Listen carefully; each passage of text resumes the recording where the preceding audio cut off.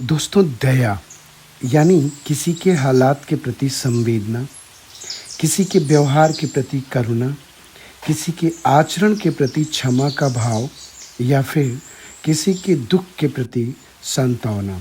अर्थात कहने का अभिप्राय ये है दोस्तों कि दया शब्द का उच्चारण के साथ ही मन और हृदय में एक ऐसे समान विचारधारा उत्पन्न हो जाती है और वो है अपनापन का।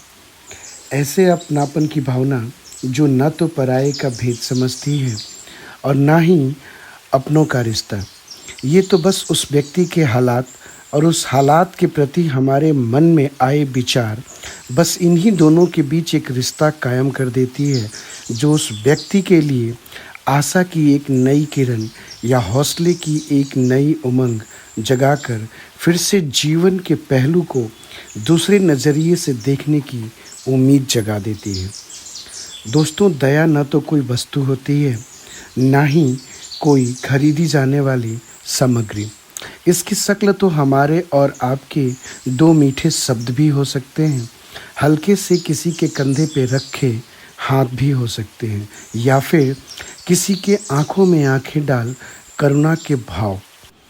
दया किसी के लिए भी उत्पन्न हो सकती है, चाहे वो जीव जंतु हो, पशु पक्षी हो या फिर सर्वोपरि हम इंसान ही क्यों ना हो।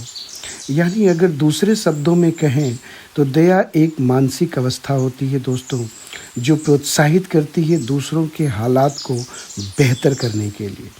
यानी दोस्तों, दया हमारा स्वभाव होना चाहिए, दया हमारे व्यवहार होना चाहिए, दया हमारी पहचान होनी चाहिए, दया हमारी पहचान होनी चाहिए।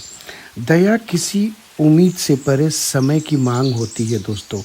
इसलिए दोस्तों, दया हमारे जीवन का सार होना चाहिए। इसलिए दोस्तों, दया हमारे जीवन का सार होना चाहिए। तू क्यों उदास है बरबस ही, तू क्यों उदास है बरबस ही, जब मेरा हाथ तेरे हाथ है। तू क्यों परेशान है बेवजह ही, जब मेरी जुबां ही तेरे साथ है। तू क्यों टूटता है बिना कारण ही, जब मेरा वजूद ही तेरे पास है। तू क्यों अकेला लगता है, मैं नहीं पर मेरी सीख तो तेरे साथ है। एक दिन ऐसा आएगा जब तेरे वक्त का बादल भी छट जाएगा। एक दिन ऐसा आएगा जब तेरे वक्त का बादल भी छट जाएगा।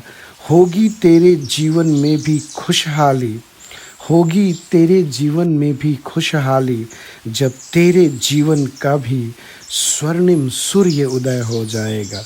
जब तेरे जीवन का भी स्वर्णिम सूर्य उदय हो जाएगा।